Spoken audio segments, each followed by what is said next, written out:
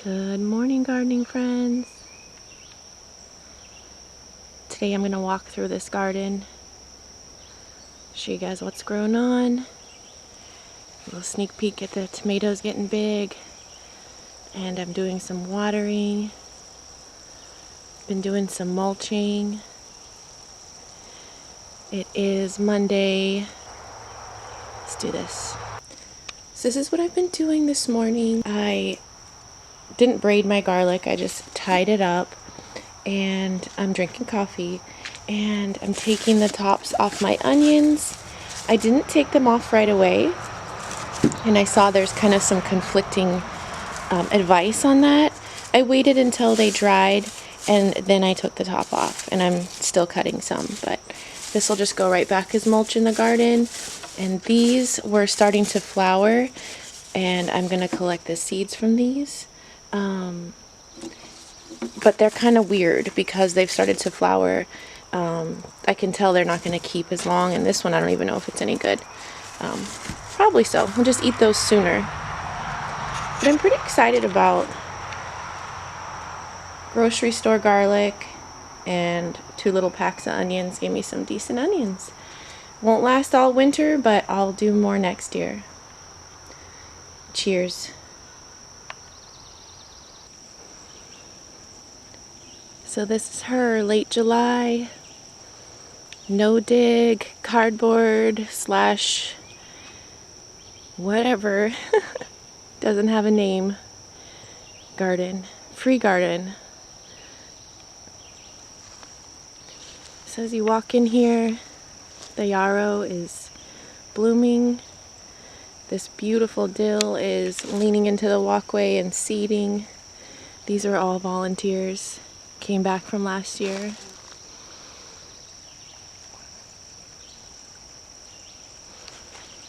I recently came in and put magnolia leaves all down here because I don't have any wood chips, and the cardboard was just looking very ugly. So it's great so far. Here are my beets, and they're looking worse for wear from the sun, and they're all kind of seeding. Look at the size of that one right there. And it's getting ready to go to seed. Like, look, gets all excited before it goes to seed. Like, what's that, a bunch of leaves? And then right here is that ginger that we dug up, and it is putting off pups. And I actually planted some more organic ginger that I purchased just through here. Because I know the beets are finishing, and I'm trying to let them seed. You can see a bunch of big ones down there. I'm not sure if you can see them. But I'm still harvesting the greens. My juicer broke, so I haven't been doing as much of the greens because I really just love them juiced the best. But still maintaining them and waiting for my replacement part.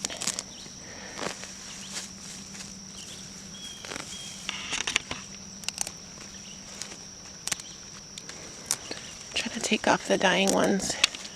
Yeah, they're huge. I'm not raising these for the base, just for the leaves, because those would be pretty woody by now.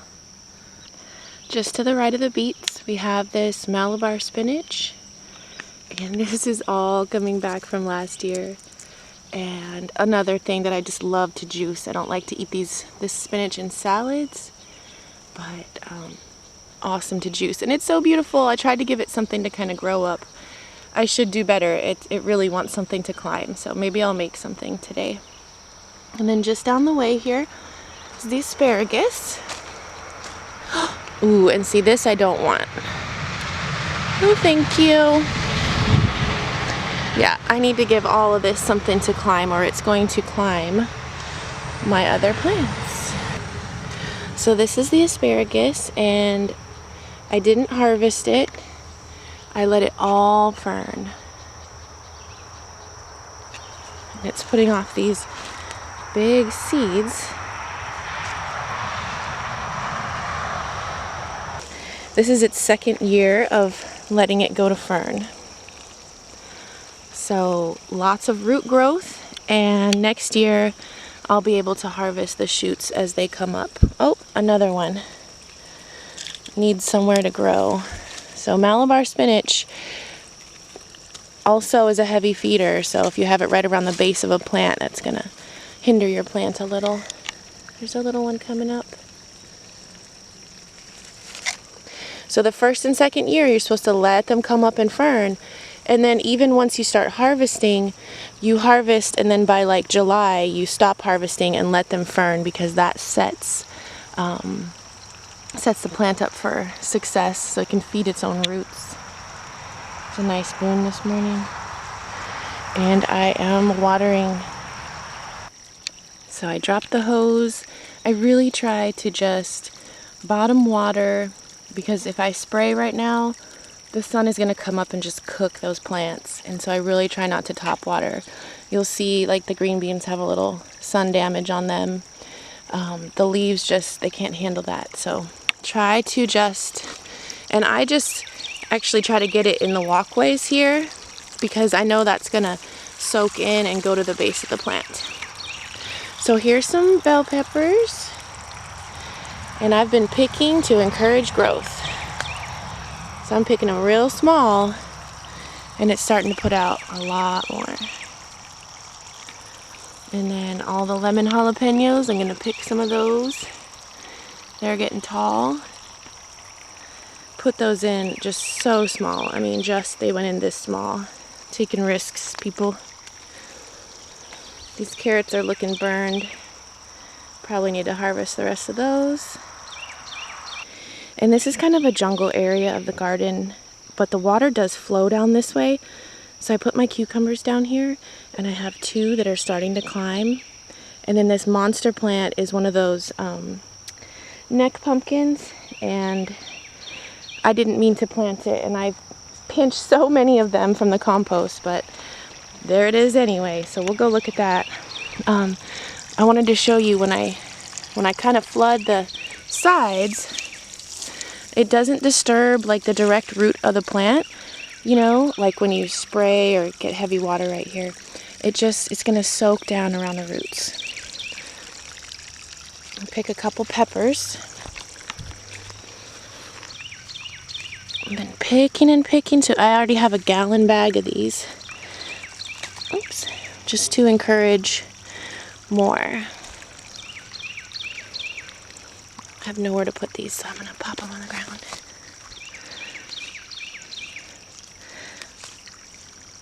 But I said that in my last video, that last Monday's video, I think Monday might become a thing.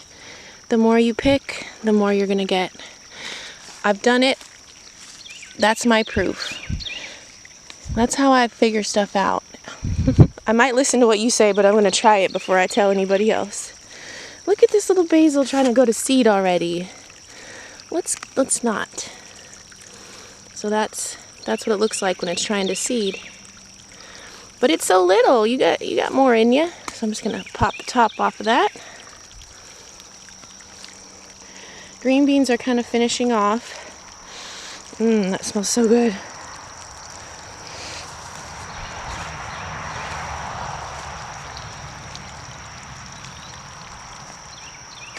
Wherever I don't have cardboard, look at that. The weeds are just like, hey! The lawn will never stop trying to come in here.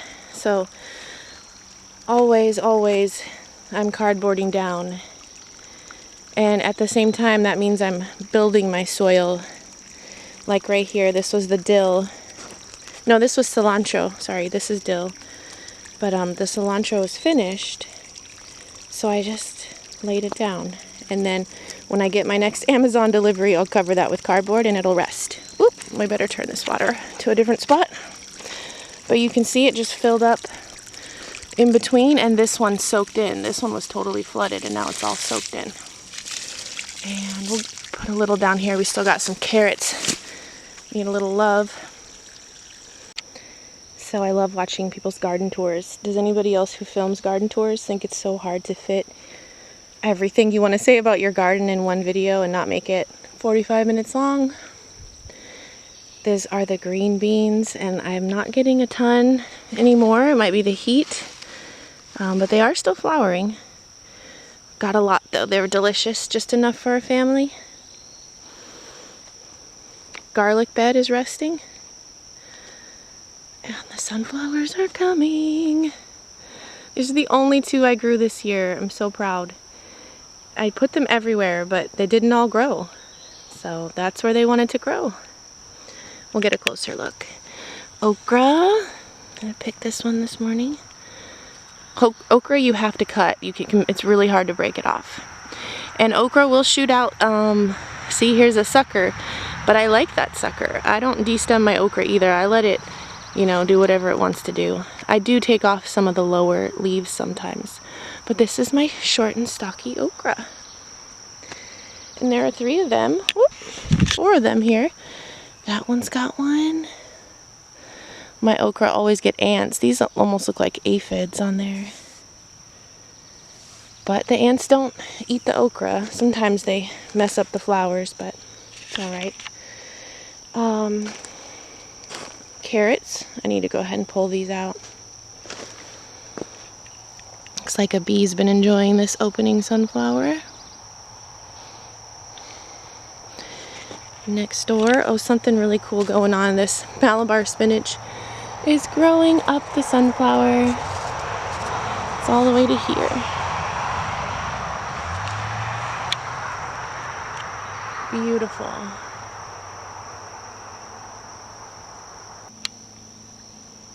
What is it about sunflowers? They're just so big and proud and bold.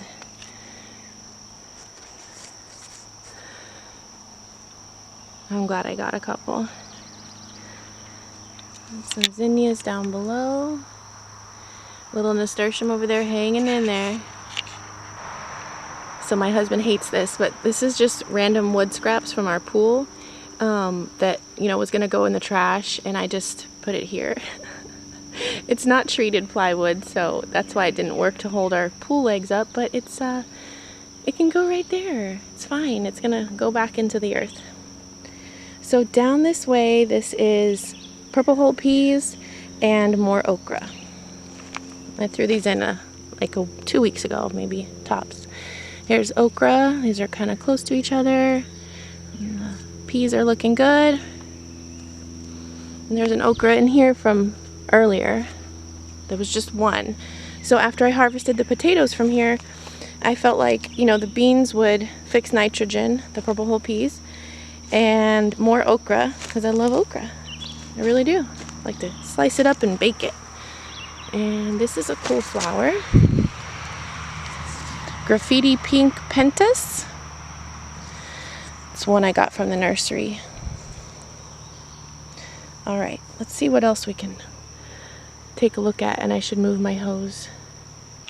Alright, so I'm back over here by the cantaloupe and green bean teepee, and I have my pink okra, and there are a few more mature plants here. I love the look of the leaves. They're gorgeous. And there's a little pink okra, and I've harvested one and had it with my lunch. And there are more to come here.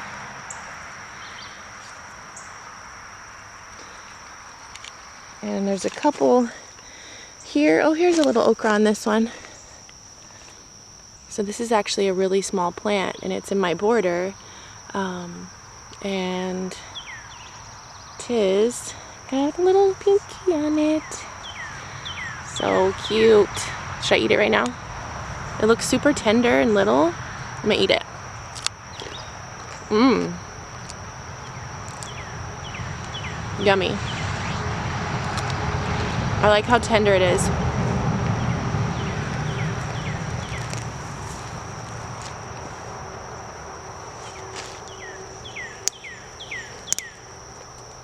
Secret to having big flower bushes is popping off the flowers, especially when they're done, but if you don't have any done, just pop off, and it encourages the plant to make more. So I'm pretty excited about what's right through here. First, I've got a big kale right here. Gorgeous, look at her. So when they have space, they can really take off and be big. And then the rest of the stuff you see here, This is watermelon. This is a Jack something watermelon. And then over here, I put in more melons, and they're doing great. This was a second thought, like throw in some stuff here. These are some potatoes. All of these are potatoes right there that I just threw in from the grocery store that were some organic potatoes starting to sprout. So this is like 4 watermelon plants here. No fruits yet, but lots of vines, and look, they're gonna escape my garden for sure. So I might need to get ready for that. And also they're going that way. So let's go take a closer look. I've got some ground cherries over there too. And I'm gonna move my hose. It's so green. I try to give my plants a drink in the morning. I don't do it in the evening here as often because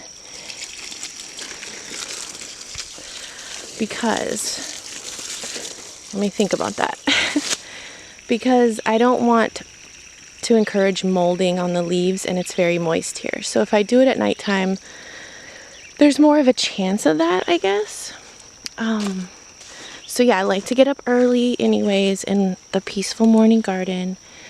And so that's when I've been watering. This one has a lot. I'll take some and encourage more. These will eat and freeze just perfect. They're delicious. And they're small like that. And many more to come. And I didn't top my peppers, if you didn't catch that in the last video. Didn't do a thing to them.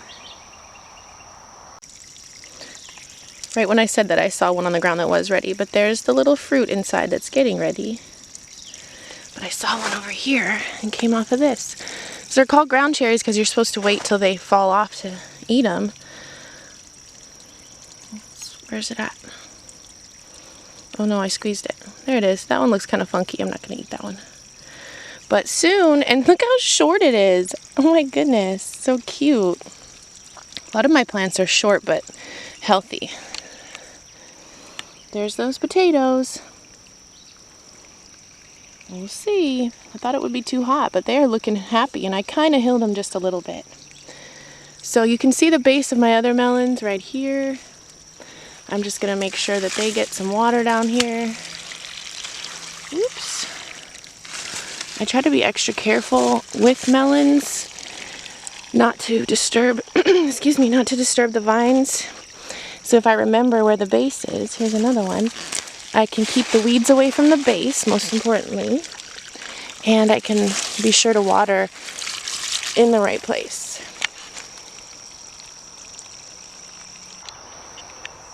So I think that's almost a wrap to this video. I am going to go out and look at the other tomatoes, and you really don't want to miss that. That is pretty exciting. So I hope you stick with me a little bit longer. And I'm also going to try to help direct my melon vines. You know, kind of be like, okay, you can go this way. That'd be nice. You can go this way. Especially these ones that are trying to stick way out. I'm just going to kind of lead them. There's so many. Oh my goodness. Do you guys take off some of the runners from your melon? That looks like that's going to be a lot. I have to think about that because that looks like a lot coming from a few plants. I just really love the look of the watermelon. Gorgeous. This big leaf right here. Time for that one to lay down though. Look at these melons. I kind of turned them to kind of train them to go that way. That one's going way that way.